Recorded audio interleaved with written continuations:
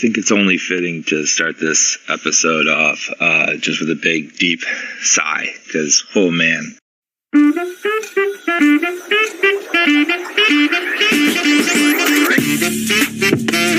Oh, you are teeing this up so good.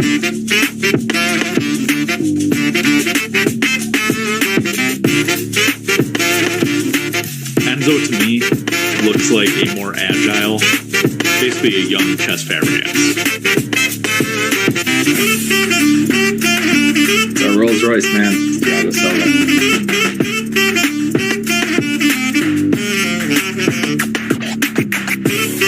Messi is the Jorginho of international football. That was a dumb take.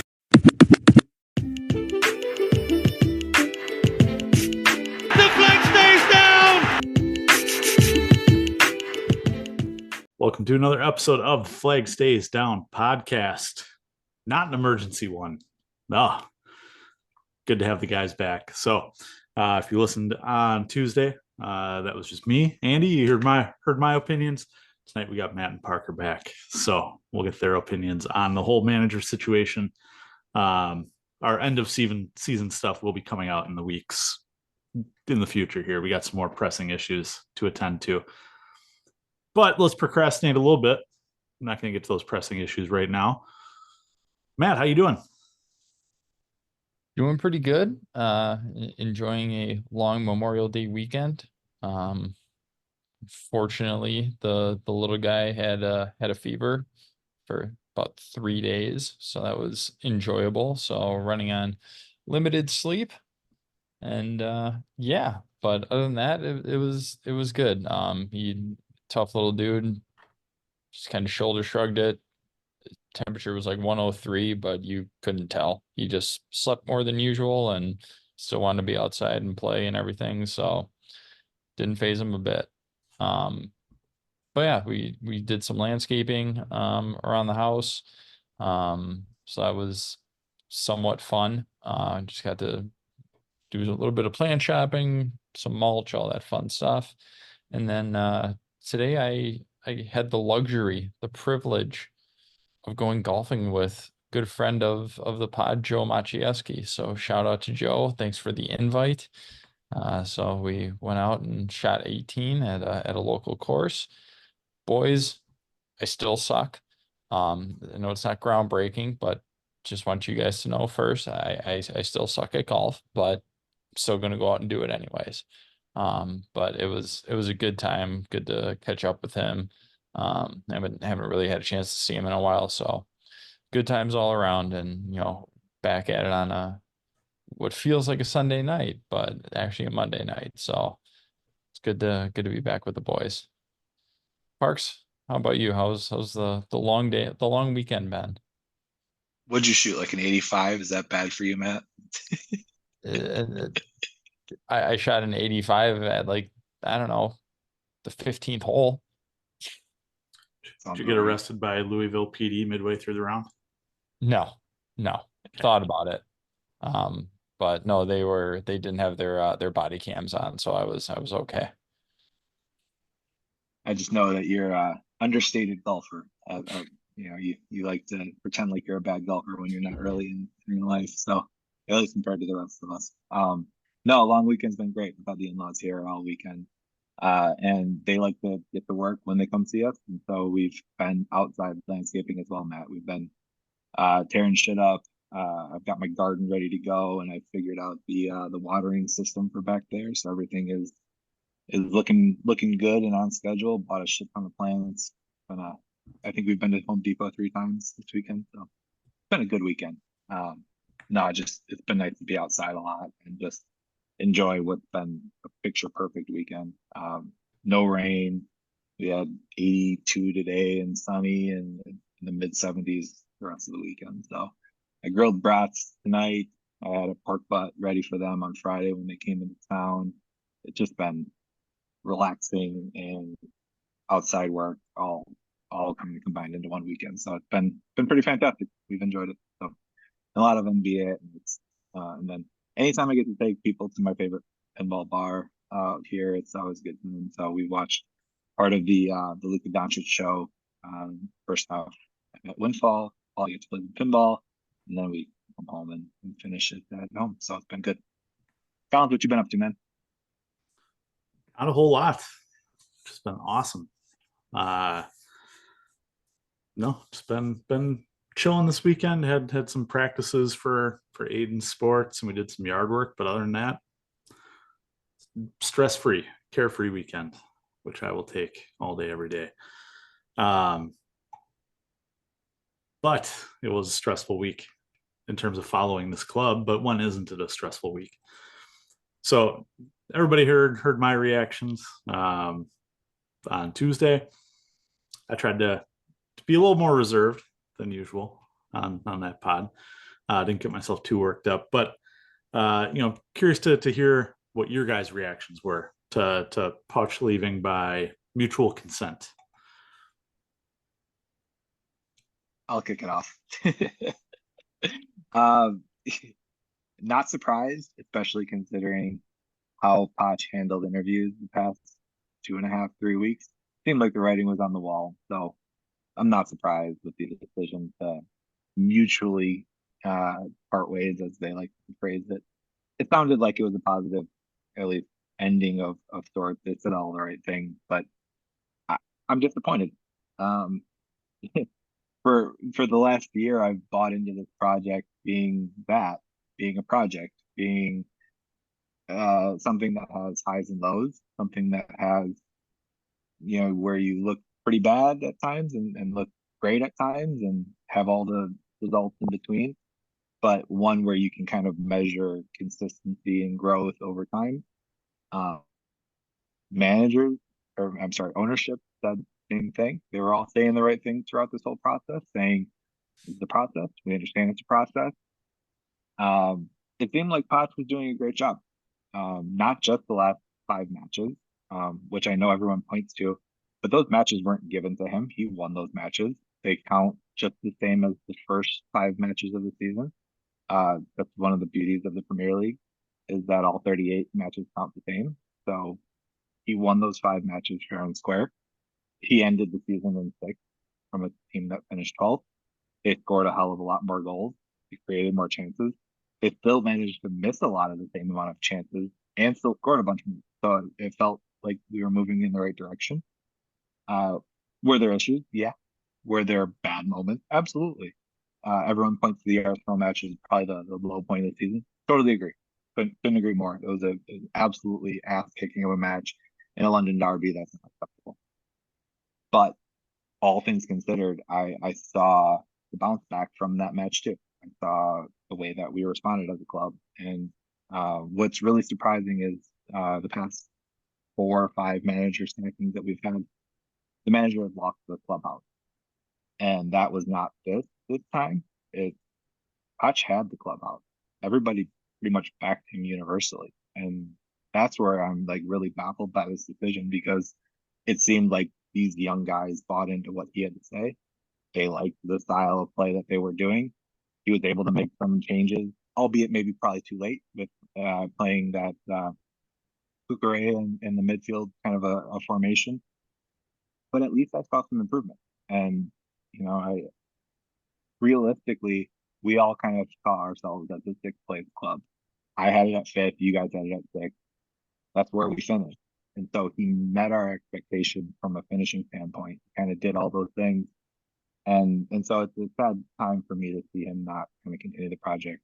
And then when you throw another variable into it with a new manager, a new way of thinking, with different ideas, I'm leery of how that's going to work out. And we'll talk more about this later, but it's hard for me to want to get on board with someone else when what I've seen now in the second half of the season, not just the last 5, the last 19 matches, was positive. It was good stuff. So it's hard for me to turn away from that and say I'm all on board with someone else now. Yeah. I was confused. Kind of like what's happening. The mutual consent, that's just classic HR maneuvering right there, right? It's straight out of the textbook. Um, you see the reports of, not buying into the philosophy of ownership. You see, just everything that was kind of talked about and kind of rumor milled and all that stuff. We've been looking for a manager that can grow these players and also, like you said, Parker, not lose the locker room. He did both.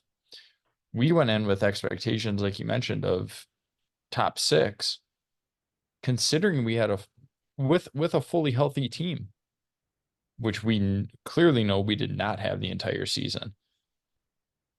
Part of being a good manager is being able to adjust on the fly. Yes. Did he do that? I would agree, a little bit too late. Yes, but it was a great change that he made and adjusted to.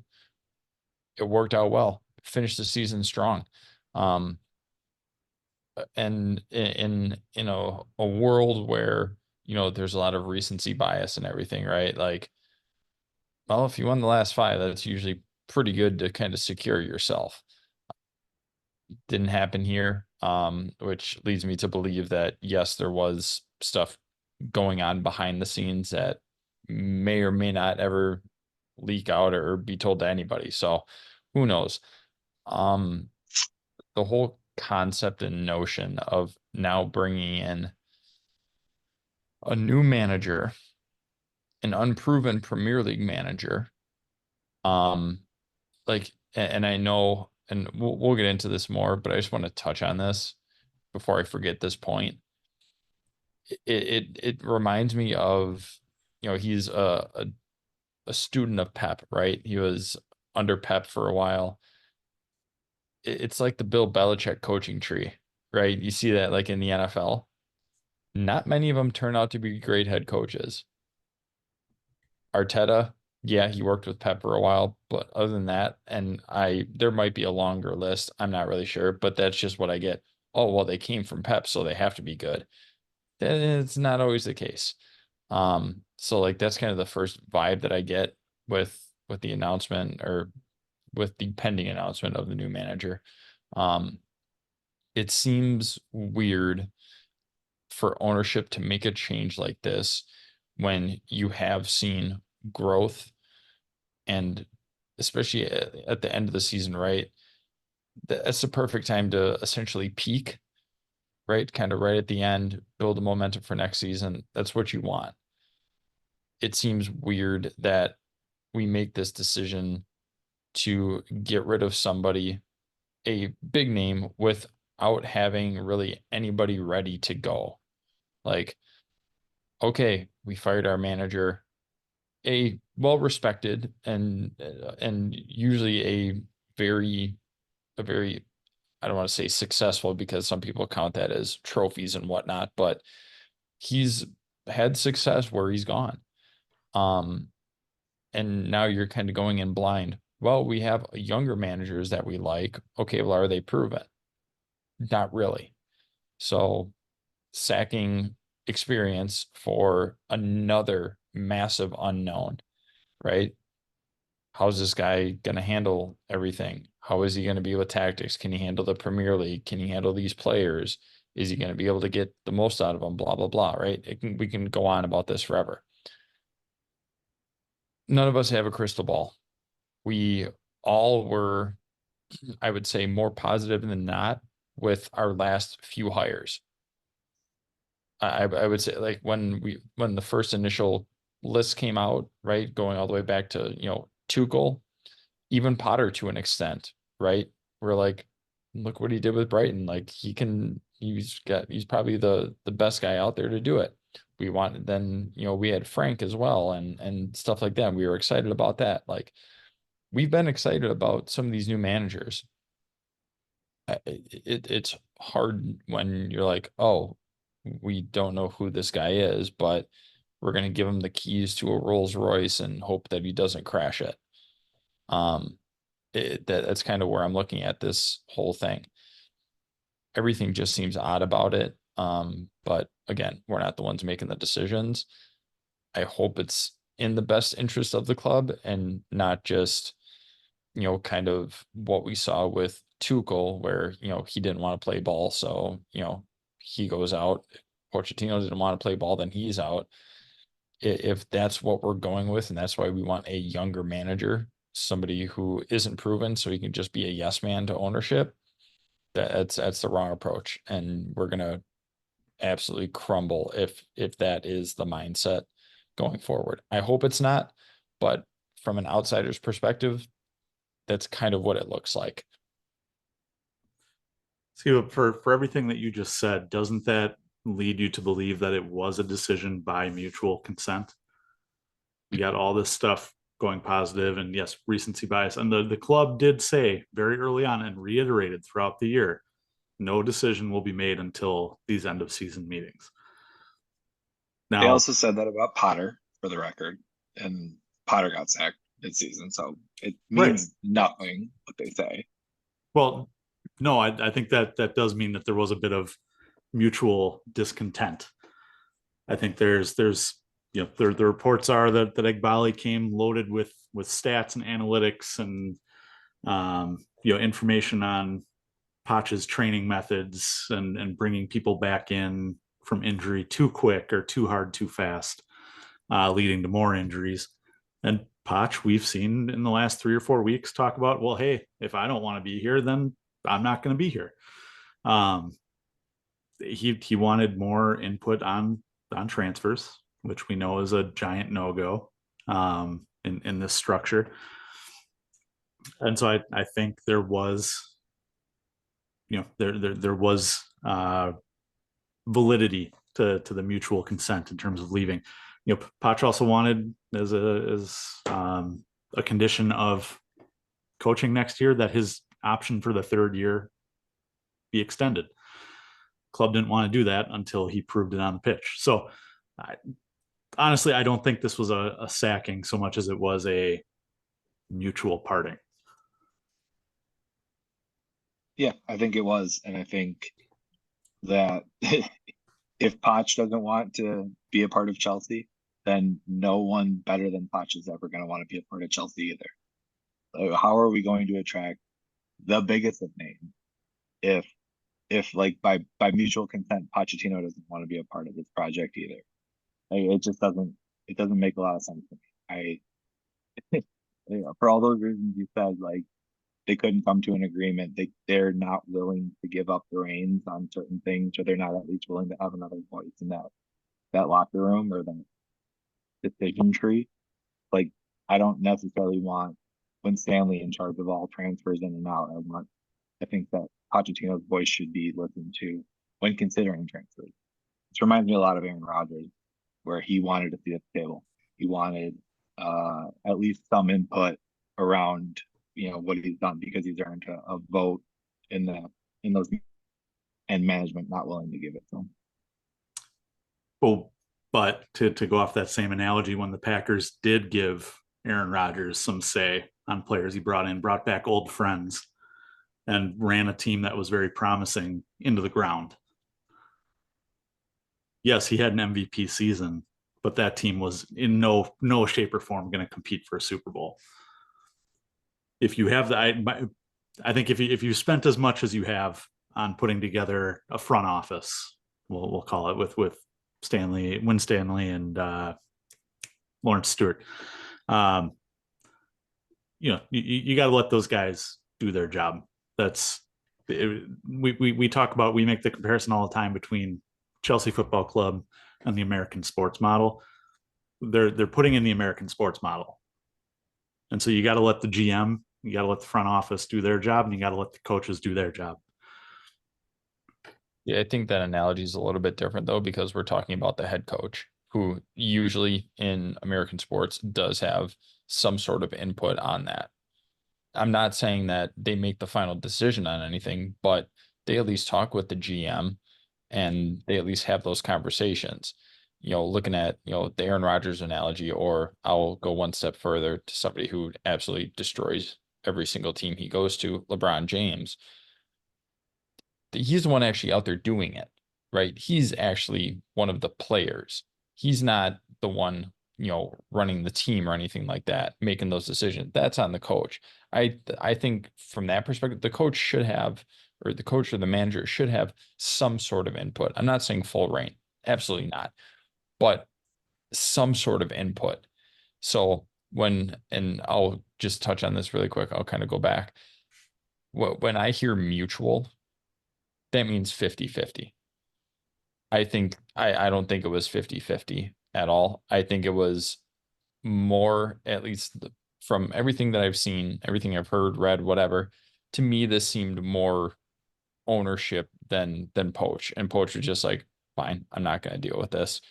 Like it almost seemed like he was being nudged out, or like almost like the club was trying to find excuses, right? If Igbali is coming in preloaded with data to basically say, we're not extending your contract, here's all the data as to why. You're coming in with the notion of, I'm doing all of this for a reason. To me, it seemed like it was more ownership kind of nudging Poach out the door, and Poach just saying, sure, that's fine.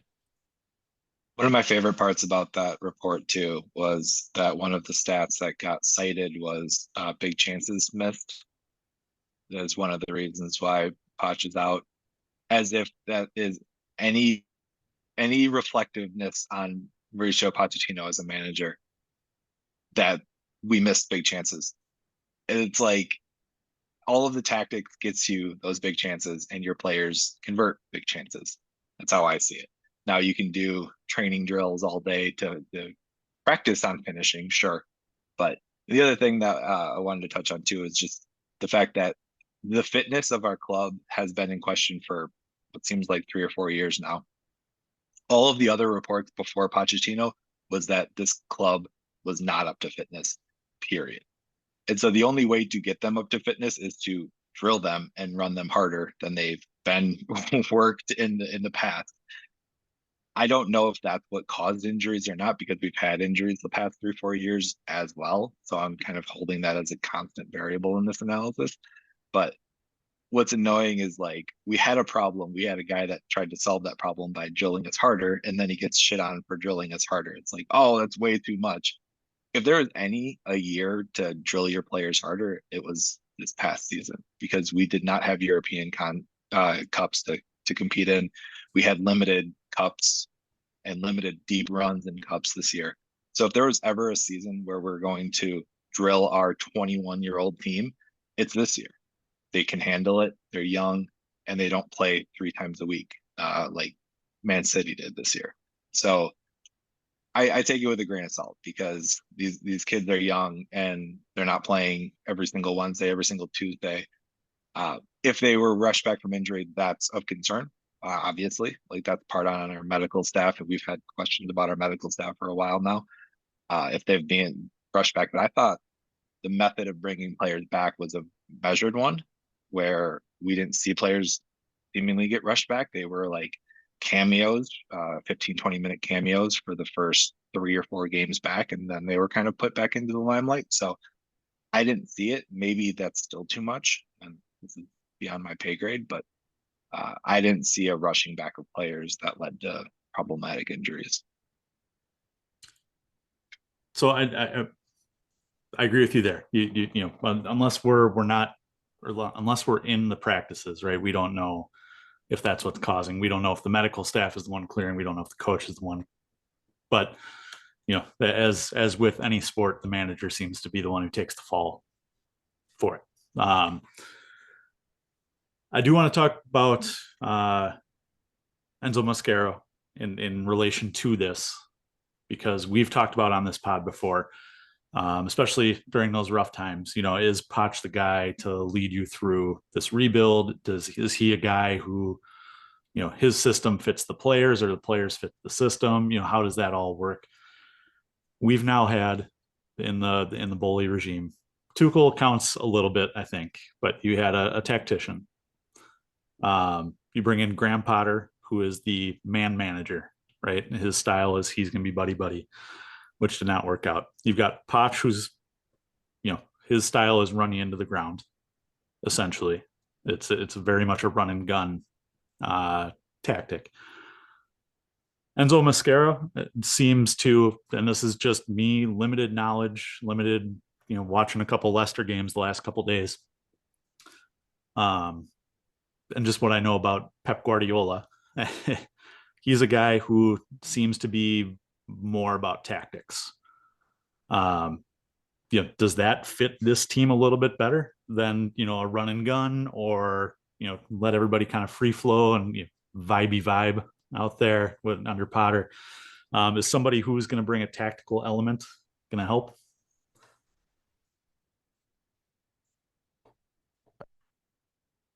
Maybe, but like that's the biggest thing is we're bringing in a complete unknown who's never managed in the Premier League. Yes, you got Leicester back, but I mean, Leicester was probably already slated to come back this season early on, so I'm not really surprised by that. I don't know, like, and I'll go back to what Parker was just saying. Like, the manager can't score the goals. He can create everything to get you there, but he can't be the one that actually finishes the goals. He's not the one that scores the goals. If we talk about big chances missed, that's not on Poach. Not for a single bit. One of the other stats that I saw that I kind of laughed at was it had something to do with corners, like the lack of ability to score on corners. I'm like, well, that depends on the service. And we've talked about how shitty our service has been, and at least this past season, it was actually leaps and bounds better than what we've seen over the last 3 or 4. Like, if you have shitty service, it doesn't matter what kind of set piece you're running, right? If it doesn't clear the first defender, nobody cares. So it's just a lot of these things. Do we need a tactician? Every manager should be a tactician at some point, right? To some degree, that's what they should be. The level of that is obviously going to vary, and I don't know what level of tactician we need on this team. It seemed like we had at least the makings of something positive throughout the course of this season, but I don't know. It's going to be, I think, very difficult to tell, and it depends on how complex the tactics are and if everybody's going to get it. We know we have some guys with high IQs. We know we have some that probably don't have the highest IQs. Like, are they going to be able to pick up on this? Are they going to want to play this style? Is it something that fits them, or do they have to actually try and fit the system and then limit themselves in some way, shape, or form? It's just an unknown to me. So, Colin, sorry, I can't answer your question specifically, but I think some level of tactician, absolutely. I just don't know to what degree. Well, Parker, before we get your take on it, let me hit you with this. We saw one style from Poch in the preseason that was very successful. Yes, and Nkunku was injured in the final game. He then changes tactics that we see for 34 games in a row. That works to varying degrees. You lose against shitty teams, you play well against good teams. Last 5 games, he decides to finally change tactics, invert a wing back, and that was his big change. One thing that I have seen looking back through various blog posts and whatnot for Leicester this season is a lot of interviews with opposing teams, opposing managers. There seems to be quotes of Leicester know what they're doing more than we know what we're doing, and that they're tactically drilled. When an issue arises, they seem to adjust. There seems to be an adjustment in tactics. Positive changes with subs, which isn't something that I read too much about Pochettino. At Chelsea, at PSG, I can't go all the way back to the Spurs days, but I do think it's better to have a manager who has a plan A, B, and C than has a plan A, and then we'll see how it goes until the last 5 games of the year. That's fair. And I think for me, it's, again, how long is it going to take to implement these tactics?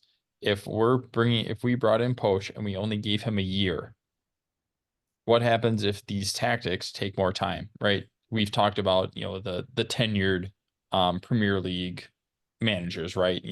Guardiola, Arteta, Klopp, like we've talked about them. They've had time to implement everything that they've wanted. this move, I think, is definitely a precursor to what we might end up seeing going forward. If these tactics with, the squad that we have, whatever the case is, if it doesn't gel for maybe until year 2, are you going to give that manager enough time to make it to year 2 to actually see the results of what he's been trying to put in place over that year? I think that's where the ultimate question comes in. Is it's not just a matter of yes, you sacked Pochettino, okay, but what kind of precedent are you now setting for the club going forward? Right? We've talked about, and Collins, I know you've talked about this. This is kind of what you're used to, right? The Abramovich era, not working, gone, right? If you're going to set that kind of expectation, fine, but just know in a project in this rebuild, it doesn't work if you keep rotating out managers. You need to go with somebody and at least lay the groundwork. Even if he doesn't win you the league or whatever. We said this with Pochettino. Give him a couple years. See what happens. Give him 18 months. Right? 18 months. I think when we all talked months back, we said about 18 months would be kind of a sweet spot. He got 12. I just think that with something like this, with the new kids that you have in there, you need time to implement this. And if we're setting the expectation that if you're not improving in 12 months to an even higher level than what we saw this year, it's not good enough. Okay, fine. But keep in mind, you're also setting yourself up for who's going to want this job going forward. And that list, as we've seen during this hiring process, is quite minimal. Well, I think I'm so happy you said all those things, Matt. Yeah, there you go. I'm so happy you said some of those things because it was reported that Kieran McKenna turned down the job. So he's not even our first pick here. The guy we're ending up with. But please. Oh, just a quick response to Matt. And I think, yes, it takes time to implement systems and whatnot. A thing that's going for Mascara is that his plan A at Leicester this year was the 4-2-3-1 with an inverted wing back, usually the right back. So the squad knows that. The squad knows that system from the last 5 games of the year. So that part, plan A, should be done. So this summer should be teaching the plan B, the plan C, maybe plan C as the season goes on. But in terms of instituting that system, it should be hopefully quick. Matt, to your point, I wish he had 18 months because if you break this into half the season, first half of Poch's season not great, second half good. If the first half of next season is bad or kind of reverts back to the norm, then get rid of him. But if he grows and builds on what he has built, I think he kind of proves himself, because if we're better than we were at the end of the season, or we continue our form of how we ended the season, I think it's a great thing. But that beside the point. I'll answer Andy's original question. Tactics, how do we feel about them? I read a summary of Highs on Twitter. He had a chat with some Leicester fans just about, who is Enzo and what does he do and all these things. And here's just kind of the summary, and I'll give my 2 cents on each point. Nearly battled the championship, was down to missed chances from players. Great, cool, whatever. Played with an inverted right back. Get that, like that. That's great. Change of style was noticeable from the first game of the preseason. To your point, Colin, that's somewhat of a flexibility of plans. That's great. Wingers go wide, 8th encouraged to get into the box. Not sure how that fits in with our plan. We've had varying degrees of success with our 8th getting into the box. So that kind of leads to one of the other things that's on here, which is most goals conceded via transition. Leicester had slow center back. Chelsea needs fast center back. I don't think we have that right now. I don't think we have great tracking back. We also conceded a lot in transition. So that kind of fits ironically with us. But if we do press everyone up the wings and our mids get into the box, that does leave us susceptible. We were susceptible a lot this year in some of those things. I would like to see somewhat of a transition away from that, because I think we need to figure out how to lock up and transition a little bit better and not concede as many. I think our main goal is not concede as many goals. As dumb as it sounds, I think we did a great job creating chances, scoring goals. We conceded way too many goals to be considered a championship contending team or a top four contending team. So high pressing at the right moment. The striker has to be good at pressing. I think that fits well with us. I think we have a high pressing team already. Cole Palmer, Conor Gallagher, God forbid he leaves. Conor Gallagher is great at this. Nico presses, Mudryk presses. So I think we're all on board with that one. Most important position is either the number 6 or the goalkeeper, who must be elite on the ball. We don't have that today with either goalie. Our number 6 is good, whether it be Enzo or Caicedo. I think we've got a solid number 6. So I'm comfortable with that, comfortable in possession. We saw a lot of that with Poch.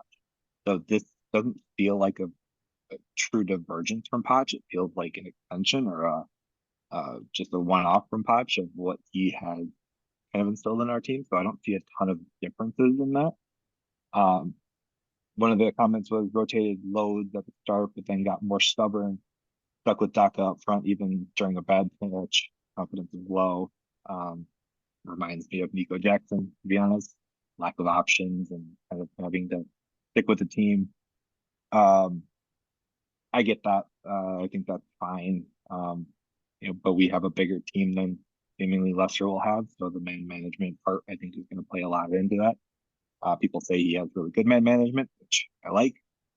Poch, I think, also had very good man management, also speaking to the fact that he had the clubhouse behind him. So I think he had that as well. So it's a high bar for this guy to come in and meet, because this is someone that's coming in sort of against the player's will.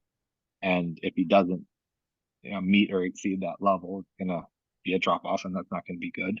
And they have a bigger squad full of more ego.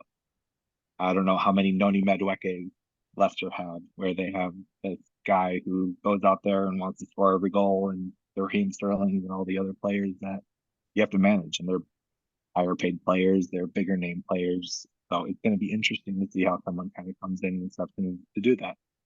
Graham Potter was also said to be a master man manager as well, and he did not do well. So I like that it's part of his resume. I just don't know how it's going to transition into our team. And then Leicester fans got annoyed with slow and patient football with shouts of "get it forward." I hate that. I think that's terrible. I don't want to play pass the ball around the ball. Second half of our regime of Poch was not that. It was very quick build up. It was counterattacking football with not a lot of held possession. The held possession that we did from them ended with, Palmer making a run, Caicedo on the ball, skipping balls to Jackson, play off each other, get the ball to Noni, get the ball to Mudryk, dynamic play, interplay from each other. We didn't do a lot of hold the ball in our half style build up and then just really, patient onesie twosie build up from the back. I don't like that style at all. I think that doesn't really translate well into our team. We've seen that style of play with Chelsea, and it doesn't end with a lot of creative opportunities. It leads to a lot of stagnant players not making runs, not doing a lot of things off the ball. So I hope he can adapt from that. So wanted to provide something of an analysis on what he brought to Leicester and what he can bring to us. Again, the $1 million question is, what can he do with our team? Our team is different than Leicester's team. Our situation is different than Leicester's situation. What he did with Leicester is cool, but it doesn't mean anything to me today, because we are a completely different animal, and we've seen how Graham Potter can do well and then fail with us. We've seen how Tuchel can do well other places and then do really well with us and still get the sack. Get 100 wins and 20 something losses and still get the sack. So similar to you, Matt. I don't know, man. I just don't know what that's all gonna amount to for us until I get to see it personally. I think one of the important things to watch over the next 24, 48 hours, and this may be out by the time the or this pod may be out after the information is released, but how long this contract is it going to be similar to Potch, where it's a 2-year with an option at the end? I've seen reports from Ornstein that it's going to be a 5-year contract, which I think gives him a little bit more runway, to use the popular term on this pod. And so I think that's really going to show how invested they are in him, going forward. I think with Potch, it was always the plan to kind of do a year by year evaluation based on that contract, 2 years with an option. Like I said, you don't want to go into a year with a lame duck manager. And so you have that meeting at the end of the year. If it works, it works. If it doesn't, it doesn't.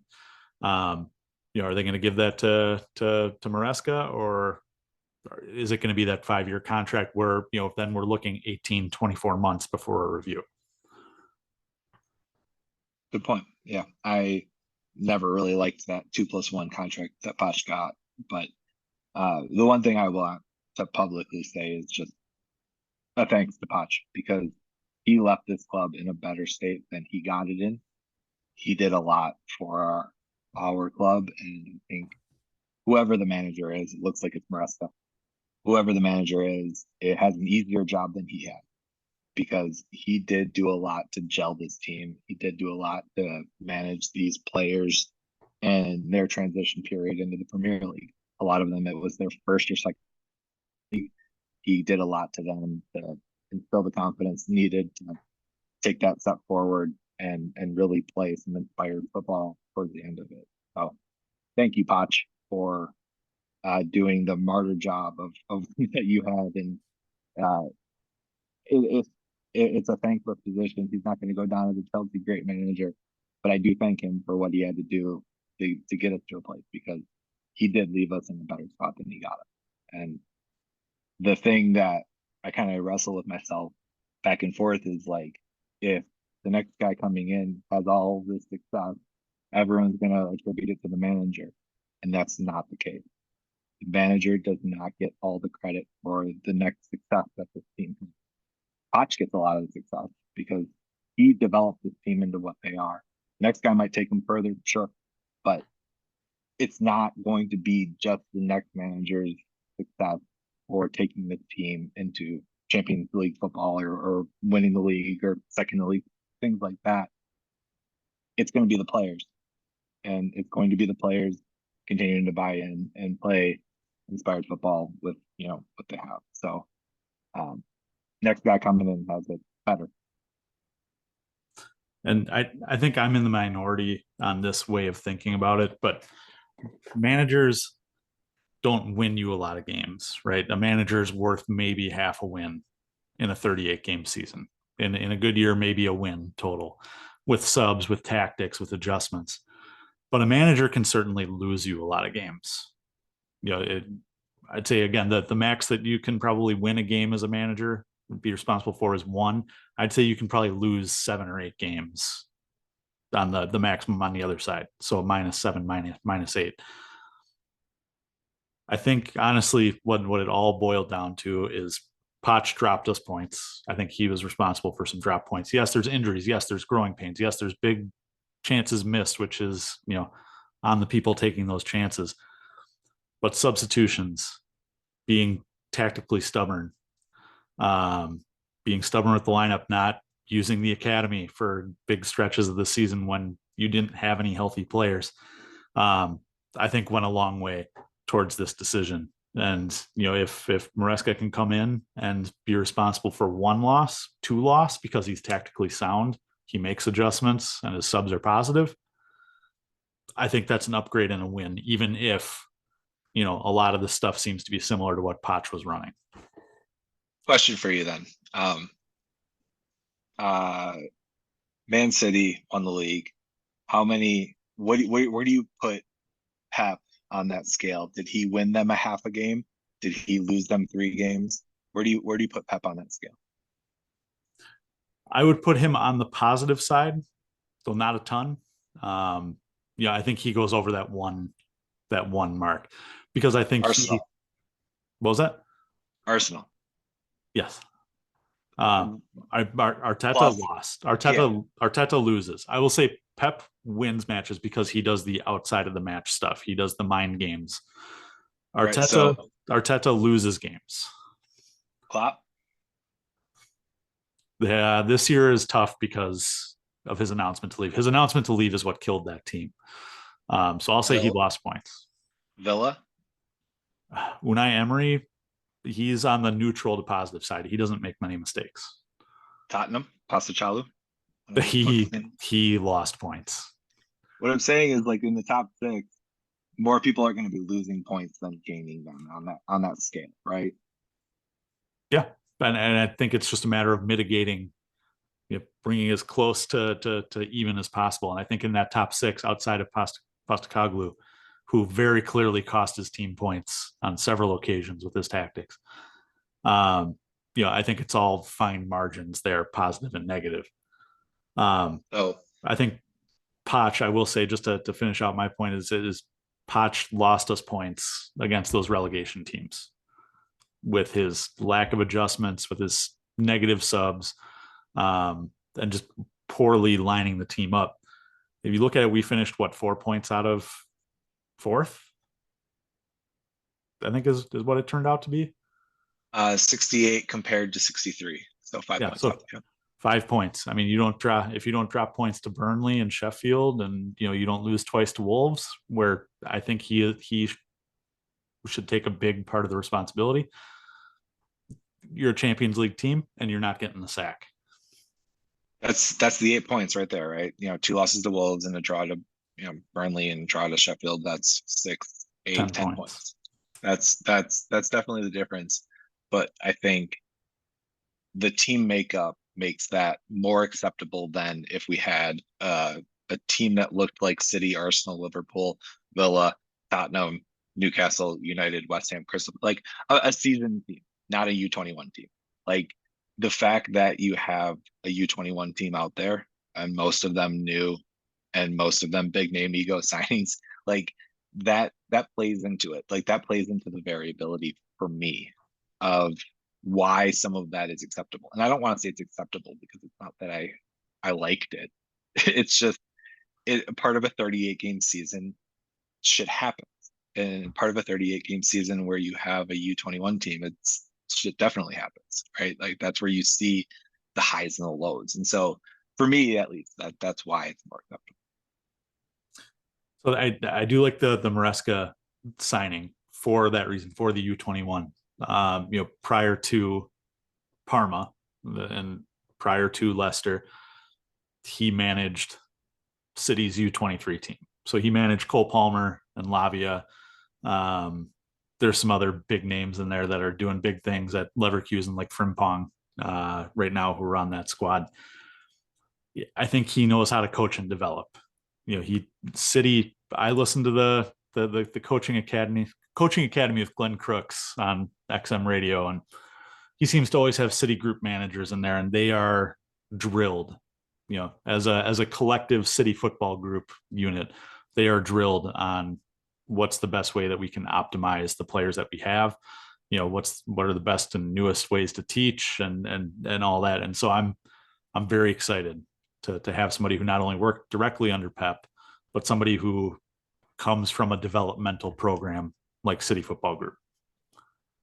So I think I know the answer to this, but I figured I'd ask you anyway.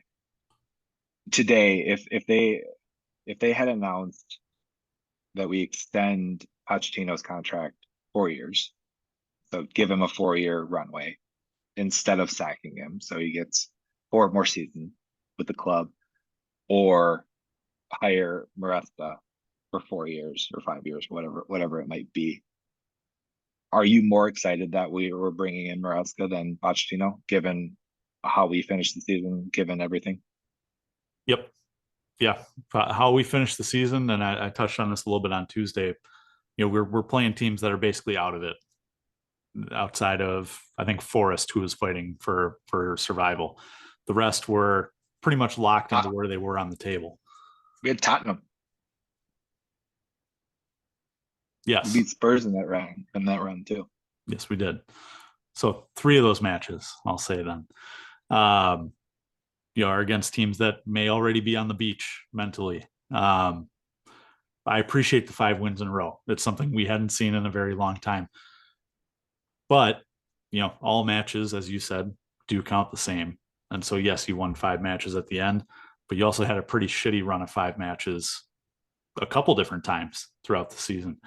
So I didn't see Poch as, to answer your question, I didn't see Poch as a good systematic, tactical, his system didn't match the players that had been brought in. I didn't see him as the ultimate fit for this group. So I would be happy. I would have been happy to see new manager over Poch getting an extension. And to that I say fine, but when or if. But when they take a step backwards, just remember how we finished the season. And just remember that we sacked the guy that finished the season that way. Because if we take a step backwards, it's on him.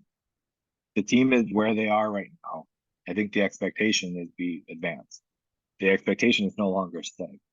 The expectation would be fourth, right? Because if you look at our form from Boxing Day on, we're a 4th place team, right? We're not first yet. We're still not there, but we are a 4th place team.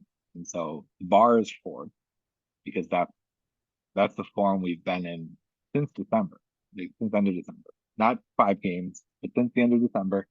Second half of the year, way better than the first half of the year, right? All those things. So if we are not a 4th place team under Marseca, that is a step backwards, and that is on our ownership. And just remember that, like, and I say that not to like strike fear into you, and I kid around, and I'm serious about the podcast, and I'm serious about my feelings about the club. You know that, but like, that's something that's real. That is something that is real and tangible, and is a very, very likely possibility. And I don't think fans are ready for it. So let me flip the question to you, because a 4-year extension for Poch, I feel like, is a long extension. How do you feel if that news comes out today? Poch gets a 4-year extension. I'd be for it. I would be all for it. He's the known commodity to me, and I feel like the known is a lot better than the unknown. My fear is that ownership can say whatever they want, as I've alluded to a couple of times on this episode.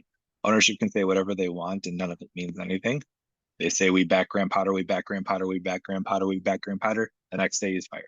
Like, they can say whatever they want, and they're entitled to. They're the owners. They bought the stake in the club. That's fine. They acknowledged the project nature of what we had. They said many times we have the right guy. They said many times we like his ability to manage the youth. Early on in the season, we talked about how players hadn't really developed under Pochettino. I don't think we can have that same discussion today, because I think a lot of the players developed a lot under Pochettino. It didn't happen right away, but it happened eventually.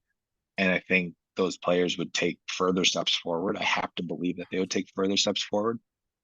But I'm with you, and I said this earlier. I don't think that he's necessarily the guy you hitch your wagon to for 4 years. You might give him that long extension, but if he comes out and shits the bed next year, the 18 months was like my runway to evaluate. That was how I wanted to look at him as a manager. What have you done in a full season and a half to make the evaluation on, is this really the guy or not? Because I think that's a fair amount of transfer periods. It's a fair amount of sample size. It's where you can really hone in on early to middle to late, and where are we going, versus just is one game more important than the other, which you can make arguments for the last 5 not being as important because some of the teams weren't fighting for something. Fair argument. If he comes out next year like a bat out of hell and wins his first 6, prove it, right? Like more stats for him. If he comes out and draws 4 and loses 2 in his first 6, get him the fuck out of here. Like, doesn't have it, right? Like, and I think those are just more data points that help form the argument around, is this really the guy or not? And if he waffles in those first 6 or first 12 games, then he's probably not it. and if he shows really meaningful development, because guess what? People are going to game plan for Cole Palmer a lot more than they did last year. They're going to game plan for him this year. How's the next guy kind of evolve and deal with that? Like those are going to be issues that we face. I don't know. I I tend to trust what I know versus what I don't know, just more so as a habit. And when the guy that I have been watching, I've seen growth and I've seen growth out of our players for it. I just tend to trust it more. So I think known versus unknown. That's a great transition here because what we're getting is an unknown, a relative unknown. I watched a handful of Leicester games, but I wasn't watching them week in and week out. Matt, I know, watches a lot of footy, so I'm sure he's seen Leicester on a couple of occasions. So he is a relative unknown. And I posed this question to the Milwaukee Blues earlier today, so I'm gonna read the question and read a couple of responses to you here, and then I want to get your take on it. But are we expecting Marseca to succeed, or is he going to crash and burn? And I don't want to waffle, like, oh, we got to give him time before I can make that judgment. I want an answer today. Are we expecting him to succeed or to crash and burn? And here are some of the responses from the Milwaukee Blues. One, got to stop asking these questions. We must support the new manager. Let's hope he's not another hot-headed Italian like Conte. Otherwise, we'll be looking for a new coach next season. Plan is going to be in place and respect the process, to which someone says, well, what's the process that we're expected to stick to? Not having much reference or knowledge on his style, I would say he is our best option out of the reported contenders. Something about being a pupil of Pep seems to set managers up for success. Matt, to your point earlier, Xavi and Vincent Kompany are also from that tree. Kompany now managing Bayern Munich, Xavi leading to Barcelona to their first league title in however many years. And then finally, our good pal Scott says, I like what very, very little I've read about him, but that doesn't really matter since I don't know what the hell I'm talking about. I expect him to succeed, but I'm most interested in the contract that is offered. Parker, you and I just talked about that a little bit. The length will be telling. So with that input from the Milwaukee Blues, boys, are we expecting Marseca to succeed or to crash and burn?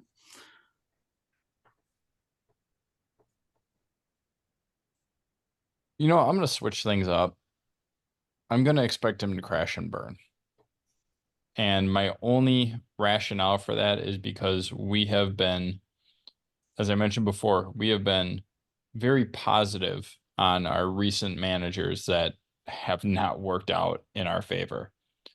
So I'm going to institute some reverse psychology and say he is going to crash and burn with the subtle hope that he actually proves me wrong and we go from there. So I'm going to say crash and burn. I'm going to say growing pains, which long-term means success if he gets the chance to stay long-term. But I don't think the beginning of the season is sunshines and rainbows. I think we see a step backward because it's going to take some time to implement the sort of mindset that he has to our players. If he is trying to institute a plan B and C and D, not everyone's going to get that from day one.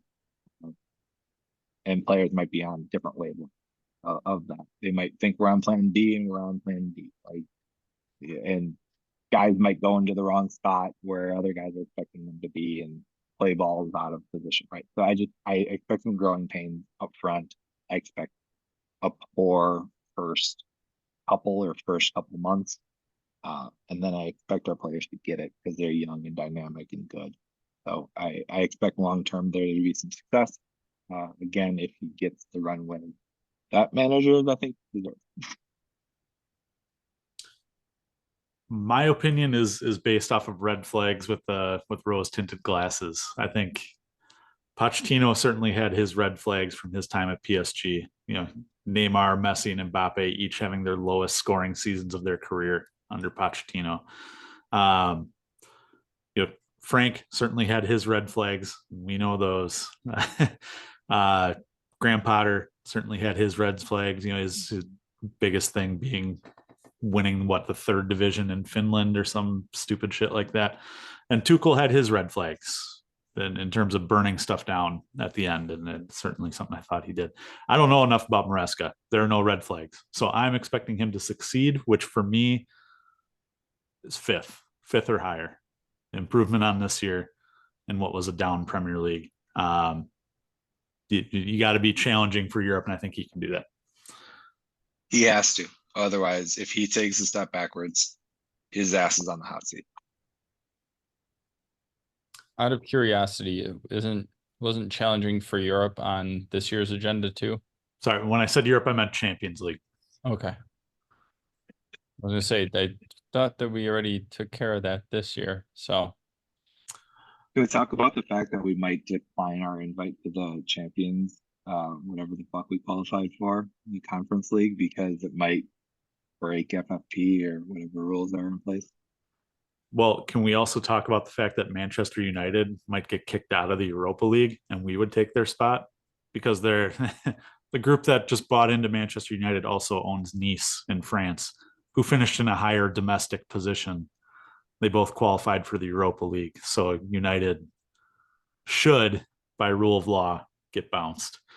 That's interesting. I hadn't heard that. Which would bump us up, which would be nice. But yeah, I definitely don't want to quote win it all by not winning the Conference League yet and taking that as part of it. So I'd rather play in the Europa League.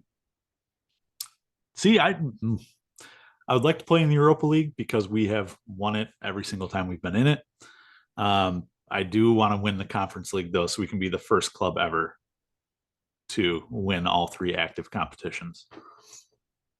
Means nothing to me. I don't see Bayern Munich or Real Madrid trying to win the Conference League. I think they're too busy racking up Champions League medals. So not interested for me.